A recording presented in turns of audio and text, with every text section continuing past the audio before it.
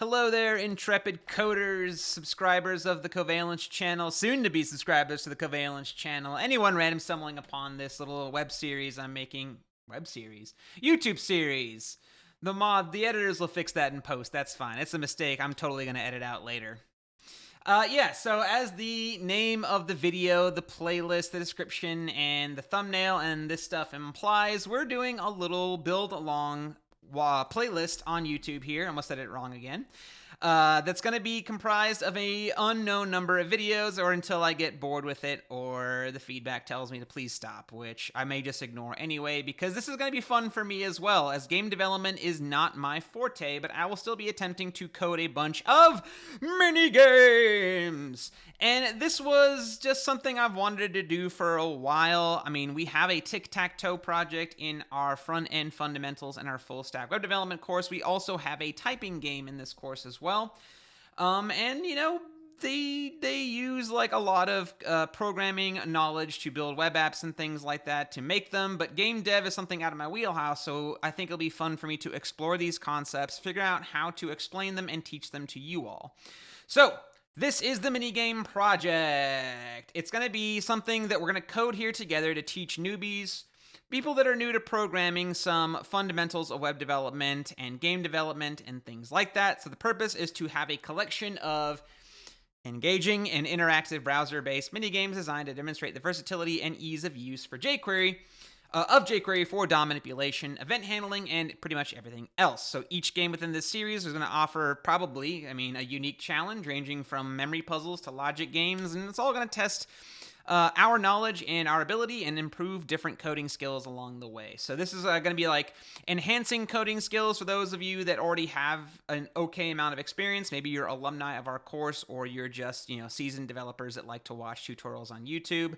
More than likely you're, newer based on the tags I put in this video to programming and JavaScript, and you're wanting to learn, so you're going to try and pick this up with us. If you need help on the super fundamentals, like what is a variable, what is an array, what is an object, what is a function, how do you write one, etc., then look in the description down below for a link to our community membership. You'll get access to not only our full stack web development course broken apart into a front end and back end course, you have my Zero to Hero React course, any updates I have to our courses, any new course content is automatically given to you for free in that community membership. You'll also have access to our Discord community, where you have myself, other Covalence staff, our alumni, and even other students that are just generally helpful, support you along your coding journey, where you can get questions, more direct feedback, and things like that. So consider joining up on the community membership. Again, link in the description down below, but back to this. So like I said, the purpose of this is to demonstrate how jQuery can aid us in web development. I'll talk about why jQuery here in a second, as the README is a giveaway here. Get some practical experience with essential web development concepts. We're going to be doing a lot of DOM traversal, manipulation, and things like that. We're going to be exploring how to structure non-React and non-bundled projects. If you look on the Covalence channel, myself, Andrew, Matt, all of us that contribute here at Covalence to our YouTube content, we typically have like a stack we stick to, because that's what our course teaches, and a lot of the times we have this aimed at students interested in picking up our course content for the general sake of helping people. But I want to expand. I want to spread my wings a little bit here, y'all. I don't want to keep making React stuff and get burnt out or bored on it. And I made a jQuery video recently talking about the new 4.0 beta release of jQuery, which is not a headline I expected to see in 2024. So that video, while I was writing the script, I was like, you know what? I'm going to build an old school, just straight up HTML, CSS, JS project. No crazy tools or scripts in between, at least not yet, not at the beginning anyway. And it's going to be a great contrast to all the modern web development practices that can tend to be a little overwhelming for newbie students, where we advise you to, just ignore it until you have to figure out what it actually does, right? So we're going to keep this super old school, super simple, right? And it'll encourage a lot of creativity and a lot of problem solving through this series as I determine what games we're going to build and how we're going to code them. I'm not saying I am the be-all, end-all. Again, coding can be kind of expressive in how you solve their problems. So I do encourage y'all that have more experience in game development as your background compared to me as a simple CRUD web app, like full stack developer. If you have more experience, please get in the comments and provide some constructive and positive feedback on how we can improve this project. Do some pull requests, show us different ways of coding game logic and things like that. I want you all getting involved, and I want us to all learn and help each other, because that's what this whole journey is all about, in honing this skill. So you might be wondering, again, why jQuery? I kind of alluded to it because I told y'all that I made a video on it recently, so I was like, you know what? Why not jQuery? Well, I chose it mostly. I like picking ironic meme things ironically. So me picking jQuery in 2024 is a bit of a meme pick, and I'm all about that life. So that's honestly one of my main reasons, right? And second of all, in my jQuery video, which I think I'll have to remember to put a description in that below, or you can just look up jQuery on our Covalence channel and you'll see one of the newer ones by me that says, like, this isn't even my final form. 4.0 update, oh my god, yeah. But in that video, I talk about how even Kit Boga, a Twitch streamer, was using jQuery to build some of his Chrome extensions and fake bank websites and things like that, as I've noticed on his, like, building streams. So I was like, you know what? Let's use jQuery. It's not like it's gone, right? It's definitely not gone. It has a very vibrant community. You're going to find answers all over online on how to solve all the problems you think you're going to run into.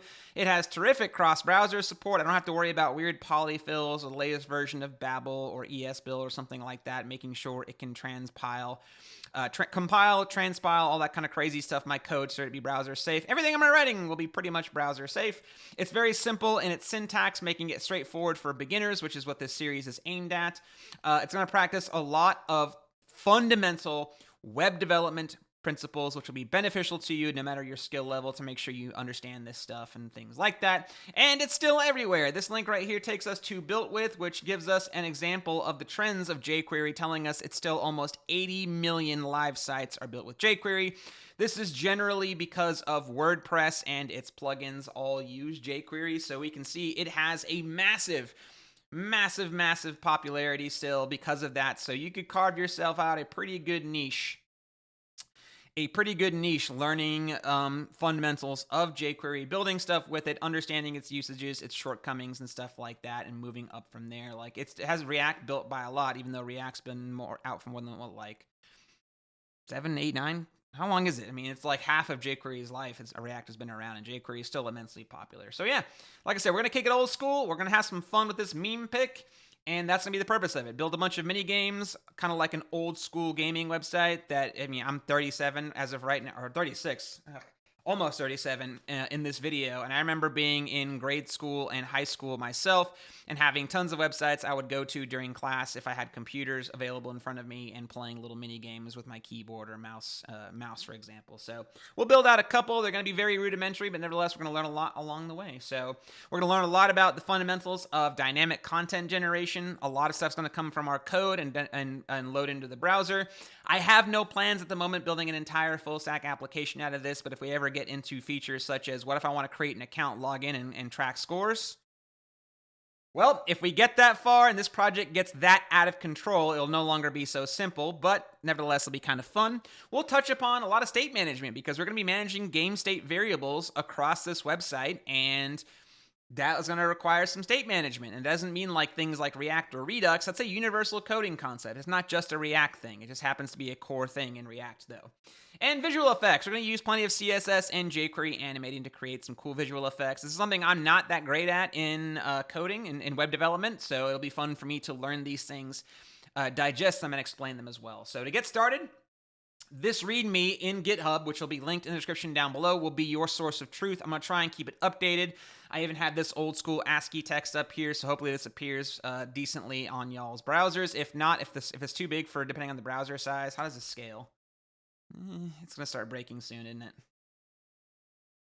Well, mobile responsiveness wasn't a goal of that particular code block, but I can always just move the game onto a new line, so it's 3 lines. That'd be better instead. But yeah, I had that old school kind of game FAQ style, ASCII text at the top left here of this FAQ, this README. This will be like the single source of truth. I'll update it as it gets more complex.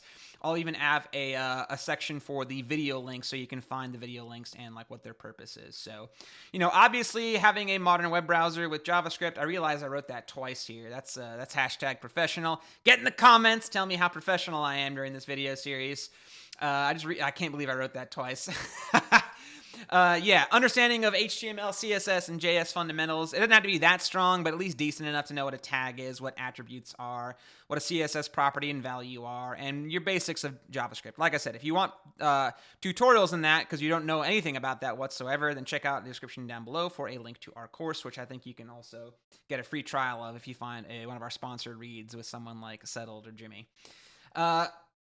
Yeah, I mean, you don't need to know jQuery, but it can be helpful. We're going to bring up a jQuery cheat sheet once we actually start working through it. That'll help us give us an overview of what jQuery can do and what we can start utilizing it for. Whatever code editor or IDE you like to use, if you're a Vim guy, go for it. Sublime, Notepad++. This is not going to be all that complex, but if you do like following along directly with me, I'll be using VS Code with a few extensions for my color themes and some quality of life I'll be using. So that's where you're going to find that. And our YouTube companion series. So obviously these videos will be tantamount in helping you get through and building along with me, unless you just want to code your own games and share them with us in the comments down below. I encourage you to do so. Running them should be as simple as opening the index HTML in the browser and calling it a day. I mean, that's all it needs to be. From there, we're going to select a game and start playing. I'll eventually build out a nav bar and all that kind of fun stuff. But for now, we're going to focus on our first game. But before that, like I said, if you want to extend the project, go for it. Get involved in the comments down below. Make some PRs here if you have any ideas of how we can improve this series and help me guide it a little bit if you have more experience than I do in game development. If you want to collaborate, reach out to us, Luke at Covalence.io. Is an email address you can reach me on, or you can always just talk to us here at the GitHub repository. Might be the best way to do it if you have interest in collaborating with us or something like that about game development. Yeah, I mean, this is going to be a lot of fun for me, hopefully for y'all as well. Y'all beginners out there are going to learn quite a bit along the way of these fundamentals, and we're going to start by just kind of diving on in, building out the project. And our first game we're going to be coding is a memory matching card game. So if you recall, you have like a series of cards on the screen. You click 2 to see if they match. And over time, you need to memorize where the cards are so you can match them. We'll just do letters or emoji symbols or something like that. Something simple like match the A cards together, match the B cards together, etc. So by itself, not too complex, but in terms of coding it out, a bit more than you would think in terms of like making sure they get shuffled, how to track what we have, how to track what's matched, how to track if they're not matched, how to track when the game is over, etc. So there are a number of features we can add here. I may not always go super robust on these games, and I think I've talked enough. So what we're going to go ahead and do is hop into our code editors. And if you want to contribute to this, I mean, just grab the repository, make a fork, make your pull request, and go from there. If you want to follow along to start up your own project, or if you want my README for some reason, or if you're watching a later video, you can just download the source code or clone this repository and follow along with me if you want to kind of stick to what I'm writing here. So, okay. It's been 13 minutes. I think that's enough talking. Let's go ahead and build something up here. So here we go. I will make a new file, and we're going to call it index.html. It's going to be our main home page. It'll eventually be a splash page that will encourage individuals, tell them what the purpose is, encourage them to play, tell them what the purpose is, you know, make it feel kind of real, and push them towards the navigation menu where they can start picking what minigame they want to play. But for now, we're going to build out our first game here and then eventually build the site around it. So here we go. I'm going to be using extensively these Emmet shortcuts here in VS Code. I don't know of other code editors, IDEs. I'm sure they have their shortcuts like this, but Emmets are awesome here in VS Code. This Emmet abbreviation allows me to write !enter, which will scaffold out a simple HTML page for me. I'm going to go ahead and call this minigame project. In the title, I'm going to go ahead and link a CSS file, and it will be main.css inside of a styles folder, will be my href. I'm going to go ahead and write a script source and a scripts directory. I will have a game.js. Now, of course, this will probably change to something like, you know, card game or memory card game. I'll have specific names later on because, well, that's what I'll just have to do, right? Like I'm gonna have to get there somehow. So for now, I'm going to put in an H1 that says test inside of here. I got my script source, my link in here. I need to grab jQuery as well since that's the purpose of this. I'm going to head to the jQuery.com website, and I'm going to look up CDN to grab whatever's available. I probably could have done this from Google directly, but I wanted to give jQuery some hits here. So let's go. We're going to use it with a CDN.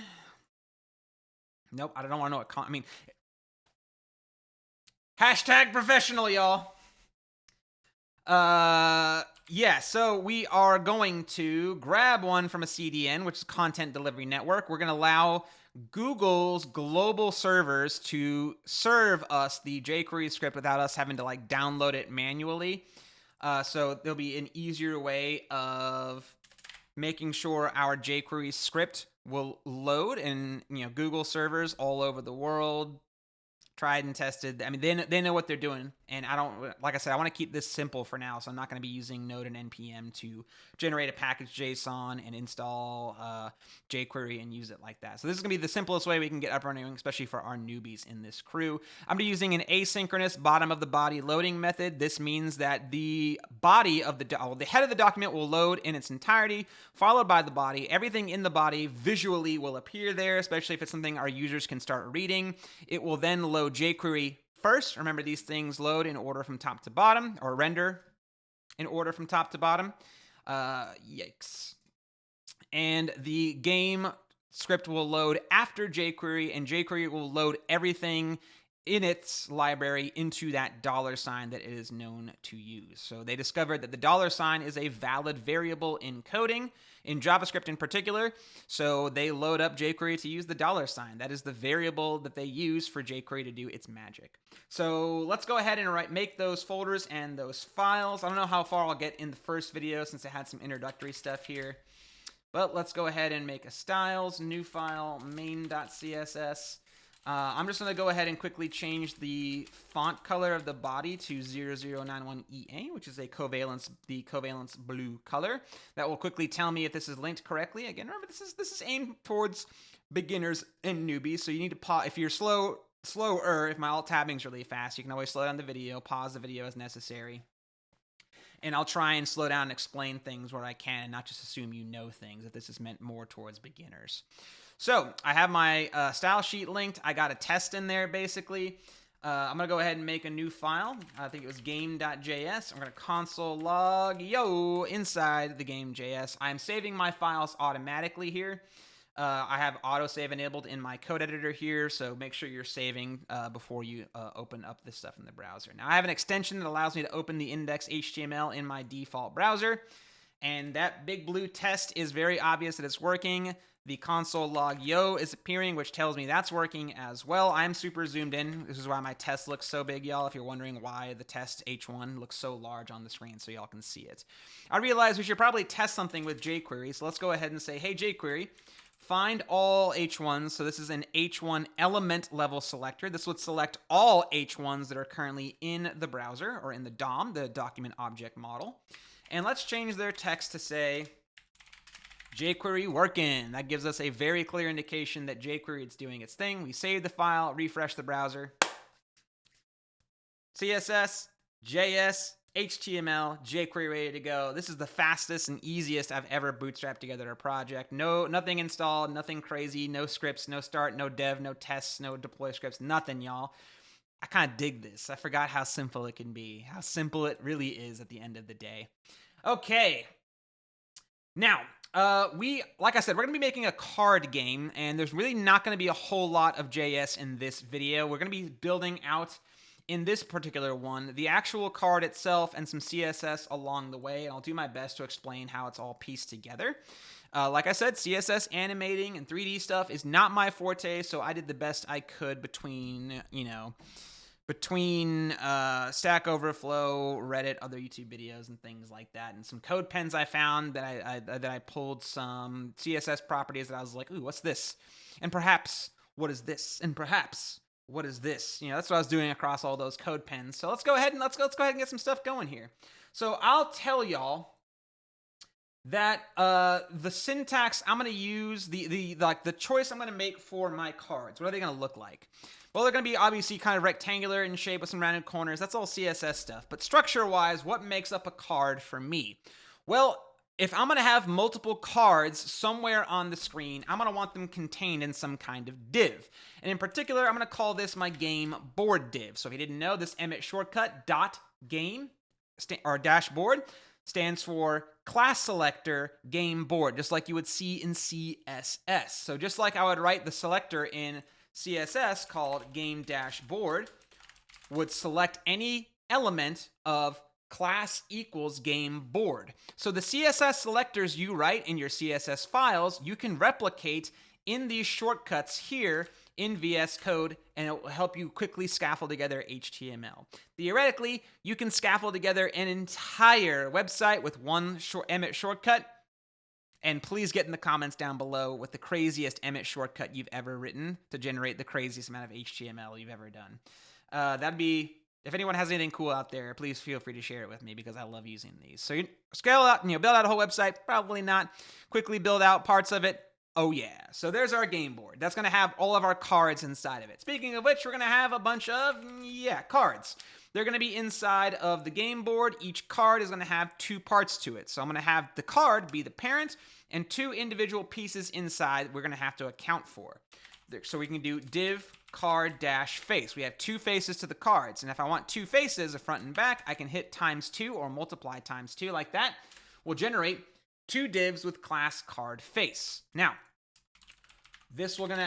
the top one for now will be my card back, and the bottom one will be my card front. So the back of the card is like the logo you look at on a deck of cards, and the front face is the value of the card. Was that backwards in real life? This feels correct. Back would be the back of the card. Front is what I see on the card, like the King of Hearts. Okay, yeah.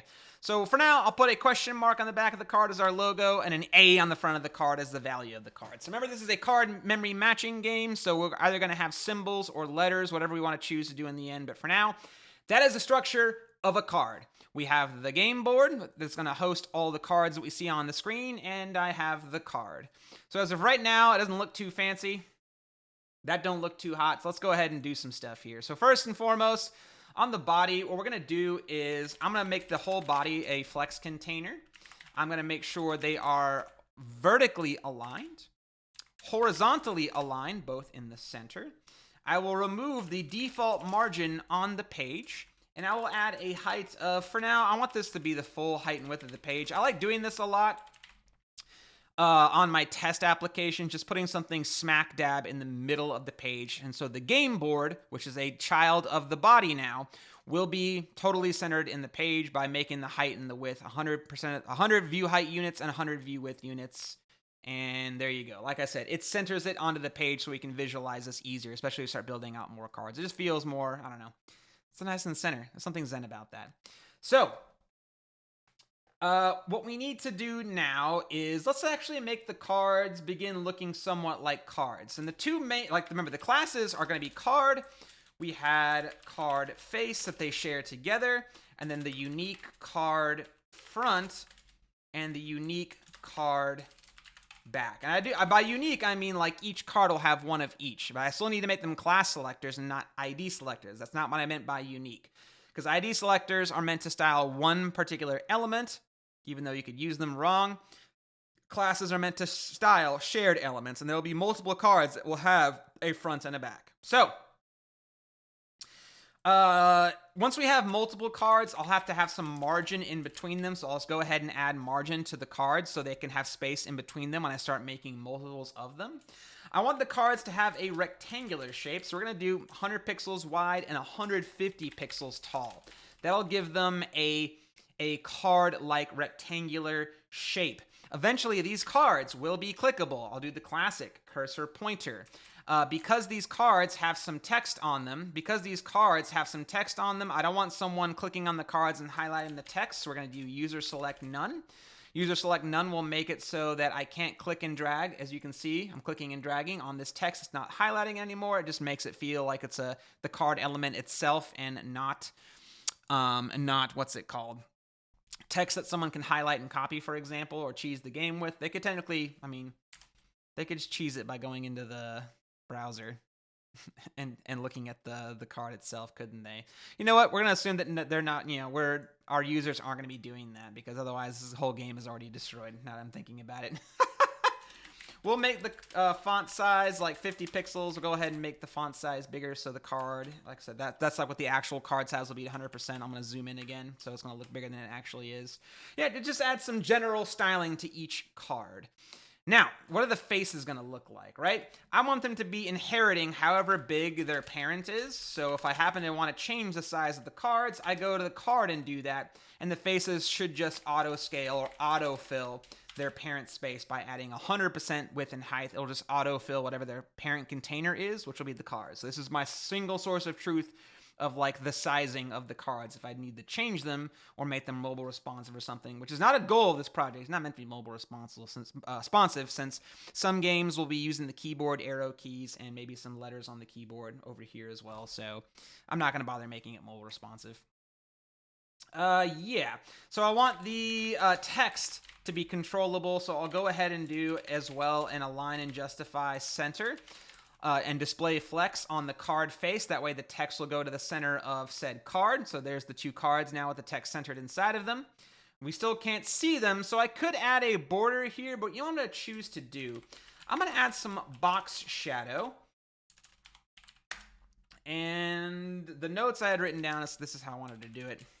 RGBA 000. I don't want to have the shadow. The shadow is going to be a black color, which is going to be red, green, and black of 0 value. And I want its alpha or opacity to be 2. This will give them some box shadow and make the cards actually appear. And so rather than giving them like a solid border, I'm going to give them some box shadow, and that 048 pixels tells us where the shadow goes, like if it goes down, up, left, or right, like which direction the shadow is going. So you can think of it as like, which way is my light shining on the card will make the shadow go in the direction, of whichever way the light is shining, and the shadow would project behind the card. That's what we're doing here. So my box shadow will make it so the cards have I can pick them up and tangible feel to them, and also define what the shape of the card is. Now these cards have a sharp border, so let's go ahead and add a border radius. Nope, not ordinal group. Radius of like 10 pixels, and we're gonna see not box radius, that's why it didn't work. Border radius, there we go. A border radius of like 10 pixels or so, and I don't know if y'all can tell, but that just rounded out that border right there. It rounded out the corners a little bit. You can mess with the value yourself to make the cards as goofy looking as you like, but this has a very card-like look and feel to it. I'm pretty dang happy. So again, because they don't look centered, remember, this is technically the center, and this is the bottom part of the card is also another div that has the same dimensions. But when we start messing with the 3D styling of the card, the front of the card needs to be flipped and stuck up behind that question mark. So we're going to have to figure out a way to do that here in just a moment. But in terms of other styling, let's make the card back have like some kind of color gradient on it. Now, if you go to our website at covalence.io, why am I doing it off screen? Hold on. Because I can't type, that's why. Oh my God. All right, yeah. So I looked up the colors that we used on this gradient right here because I think it's pretty dang cool. Also, I guess some self-promo to our website, covalence.io. Check it out. I'm going to steal that gradient color right there, and I figured out the way we can kind of generate that is via a background, and we're going to do a linear gradient, and that's going to be to bottom right, so it's going to be like a diagonal down towards the bottom right. Hashtag 0091EA, like I said, is that blue color. We're going to do about 20% of that in the corner of that blue color. The middle will be a AAEEDA 50%, which is like a turquoise-ish color. About 50% in the middle of the card right there. Or how intense it is, rather. And then we're going to have our ending be FF85666, which is that orange-ish color that y'all saw. And I'll give that an 80%.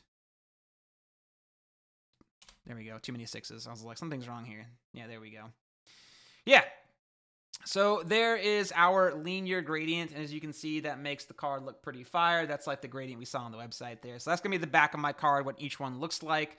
And I guess we could even alter the text to be like a dark gray instead of straight black. Let's really make this thing our own. So 242A37 is the color I found that I liked. It is a dark gray color, not exactly black, kind of a grayed out color. Little things like that can make such a difference in these projects. All right, so I already have card front. The front of the card, I mean, let's just make this easy. I'm gonna scrap the work I have on this and just say background, straight up Covalence blue. That way it's like the theme from the back of the card placed at the front of the card maybe. And we'll have the text be that orange color, right? So that should stand out pretty dang well on each other. So there's our, yeah, that's fine. Forget about it. I don't care that much. So like I said, well, that's like a theme of each other, where like the value of the card is like a strong color with the value on it that's very obvious what it is, and the back of the card kind of has like a theme to it almost. I like messing with gradients. They're fun. Feels kind of like old school, old school web design. Right. Now, we actually have to make these cards stack on each other. And we're going to do that with a quick trick here. So, remember, my structure is each div is its own face. One back, one front, inside of a parent called card. At the moment, div level elements do not like sharing space with each other, right? So I'm going to bring up a drawing tool here. Any minute now. Come on. Dead air. Hashtag professional. So by default, divs are block level elements, meaning it is taking up whatever block space is left. This div is like, nah, homie, I ain't sharing space.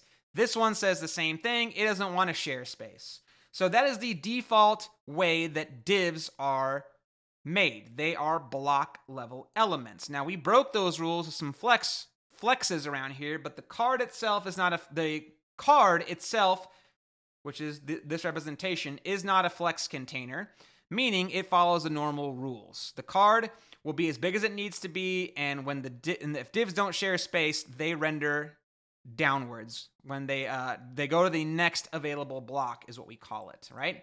So there's a couple of different ways to break those rules, like flexes. That's one way. Floats, another way. We can also take elements out of the natural workflow of the browser, meaning block level, vertical alignment, and say, hey, pretend this card or this front or this face is not part of the normal workflow.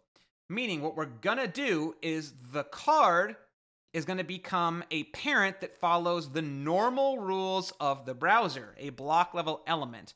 But I want these two elements, so element 1, element 2, the two card faces, I want them to ignore the rules and completely be rendered here outside of the normal workflow of what the browser normally does. So I'm going to do that.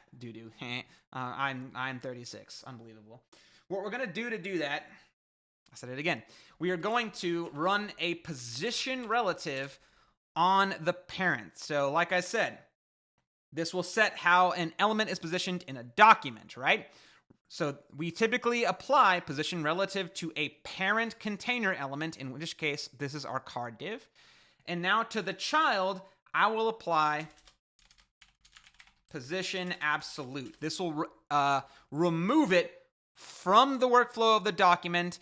This element may as well not be there for how divs get laid out, and we can now absolutely control and position this element itself. And as we can see, because both the card faces have position relative, the bottom one, it rendered the top card, the front, the back of the card, and then the other one slid over it. So it's back there. So if I hide the front face, we will see the back of the card because they're both positioned on top of each other, right?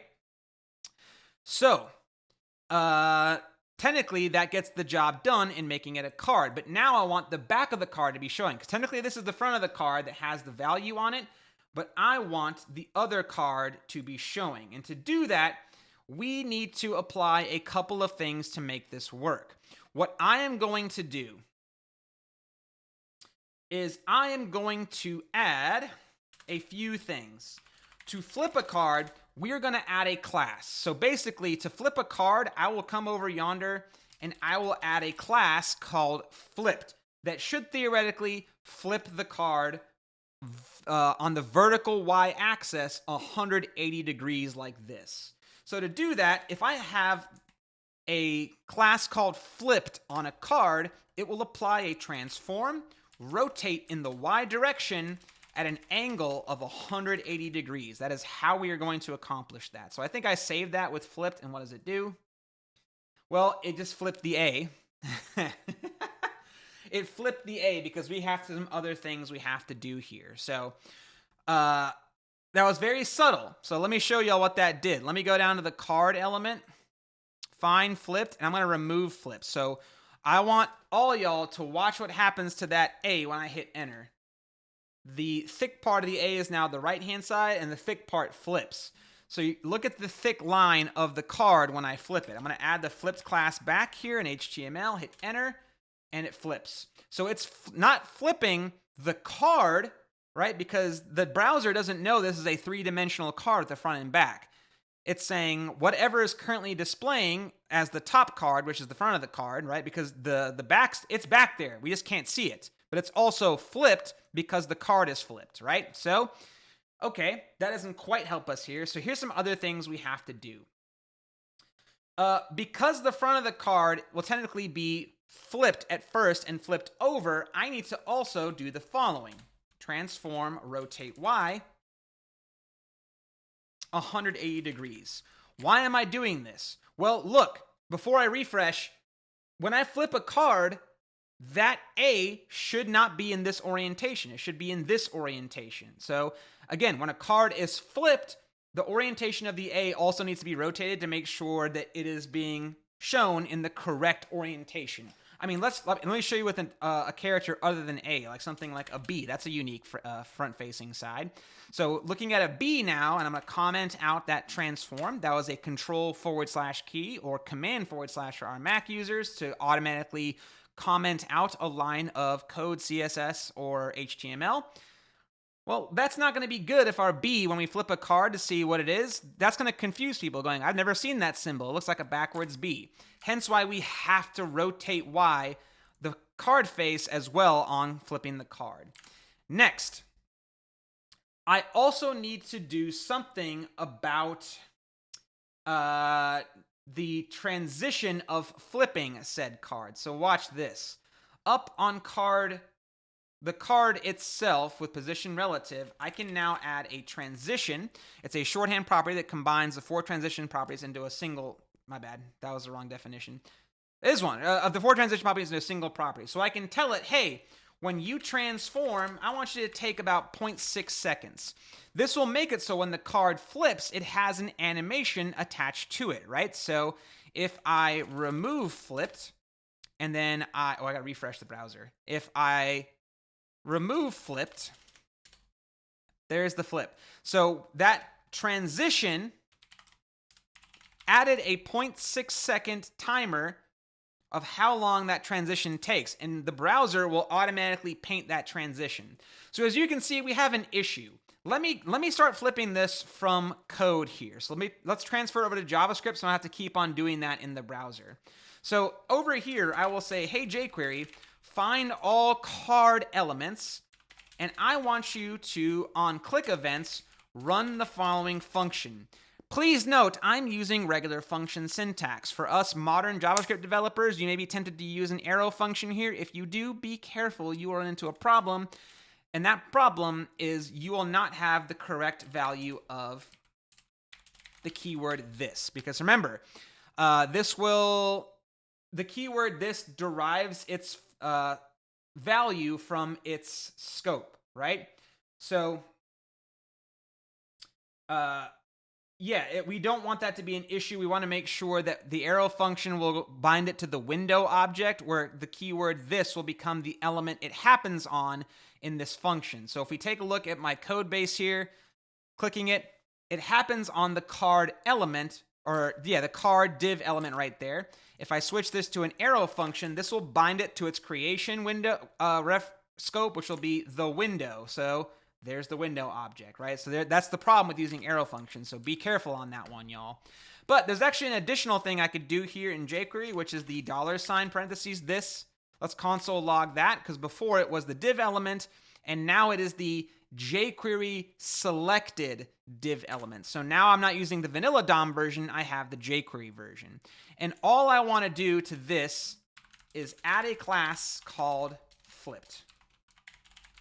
So that's what our jQuery code is going to look like for right now. In the HTML, I'm going to remove the default flipped I have on the card, refresh the browser, and if I click it, there you go, it flips. So next thing I need to do is I need to add another class so I can tell the browser that this thing is a 3D card that has a front and back face.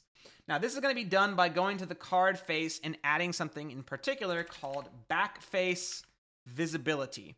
Determines whether or not the back side of a transformed element is visible when facing the viewer. When an identity transformed, the front side of an element faces the viewer, right? So if I say the card face is hidden because there's a back and front side, look what happens. I now have a card that almost works, but now I just hidden the back face. I need to tell it to basically appear when that time comes. And we're going to do that with another class called transform style, a property called transform style called preserve 3D. There we go. And all that in tandem puts together this. A card flip that actually flips the card, and now we have two facing sides of the card. So this is taking so much work to describe how this works.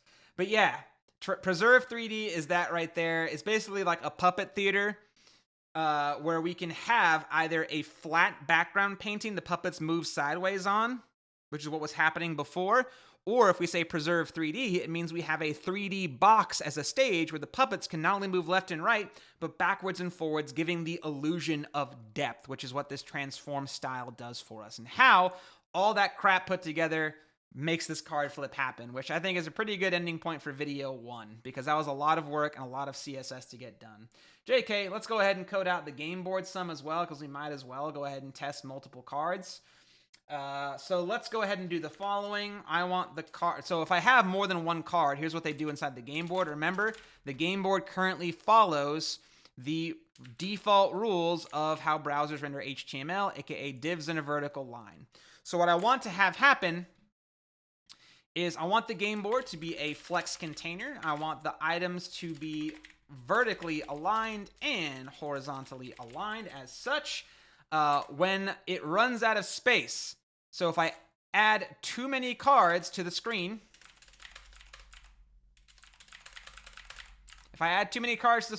they either scroll off or get squished, which is not what I want to have happen. So we can add a flex wrap property in value to the game board, which will now make them wrap vertically when they run out of space rather than go off screen or get squished. Let's go ahead and remove a bunch of these. Back down to the original 3. There we go. That's looking pretty good so far. And now there's one more cool class we can add to the game board that will give this thing a little bit more life than you'd expect. And it's something called perspective. Perspective is, like I was talking about, the puppet theater analogy. Again, inside of a theater, if you're looking at a stage that has a depth of field to it, puppets going in and around inside of that stage, if you're super close to the stage, the movement of the puppets looks really big and crazy to you. It's like, imagine again, someone taking a sign and moving it really close to your face. It's going to appear huge. But if I'm standing far away doing this with a sign and you're far away, then my motion doesn't look that dramatic. Again, if you're standing next to me and I'm waving a sign in your face, it looks big and crazy when I get in your face, and the movement looks big and crazy and dramatic like this. But if I'm really far away, the movement doesn't look as crazy. That's what perspective does. So look what happens with a small perspective. We are sitting very close to the card right now with a 5 perspective. I forgot to refresh. Big and dramatic, right? Big and dramatic. If I add more, if I add 200 perspective pixels, I'm now further away from the card, so the flip is less intense, but it still feels more real. And something like 750 to 1000 perspective makes the 3D transitions of the cards have real depth and feel to them. So perspective and the 3D and the back face visibility all combined together make this awesome little card spin animation here. And to finish out the video, I will say, like y'all know, if I make 2 cards that are not a match, it should have a short delay and the cards flip back over, and we could do that very simply. It would be done as the following. So, can I do this is a question I would like to ask y'all. Will this end up working? Let's say after 1 second, the card flips back over when it's done. And I do keyword this, jQuery style, remove class, flips. Does that end up working? Let's find out. Did I refresh? I did, right? Yeah, okay. So that might be your initial thoughts, but that doesn't work because the keyword this, remember, is lost when this new function down here runs instead. So we need to make sure via a closure that we need to capture a reference to which card needs to run. So let's console log the keyword this inside the inner function of the timeout. It's the window object, which does not have a class called flipped on it, which is why that happens. Because remember, the keyword this gets its definition differently from regular functions and arrow functions. Right? And even the jQuery this, I think, will have a completely different answer. I actually don't know what it'll be in jQuery this. Probably null undefined. Oh, okay, jQuery window selector. That makes sense. Okay. Again, the window does not have something called jQuery on it, right? So what we're going to have to do is the following. We can make a variable called card and store a reference to this card that needs to be flipped into this variable. And all I have to do now is replace that with card. And now the card reference will be closed around on this inner function and remembered, so it will know that even though this function no longer exists, the outer function, it will know the correct context of which card needs to be flipped after 1 second has passed. And that's how that works right there. So remember, the usage of that card variable and the function and the inner function of the set timeout work in tandem called a closure, right? It's like equipping this function with a backpack that has the context of its outside scope, aka the card variable, to make sure that when the backpack is opened in this inner function, when it runs a second later, it goes, card, I'm this card. And that's why, once again, they knew in which order to unflip themselves in, right? Well, they're queued up with the set timeout, and they go, wait a minute, which card needs to get flipped? Open the backpack. Oh, this card that I have closed around. And that's how it all works together. That's where I'm going to end this video. I'll push this to this GitHub repository as ending of video 1. I'll have a link in the README as well. And I'll see y'all in the next video where we continue this game a little bit further and start working on flipping the cards more, only flipping them on 2 card clicks. If they're not a match, flip them back over. If they are a match, somehow signal that they are matched together. So I'll see y'all in that next video. Remember to like, comment, and subscribe to us for more content. And I hope you all have as much fun in this series as I do. See y'all in the next one.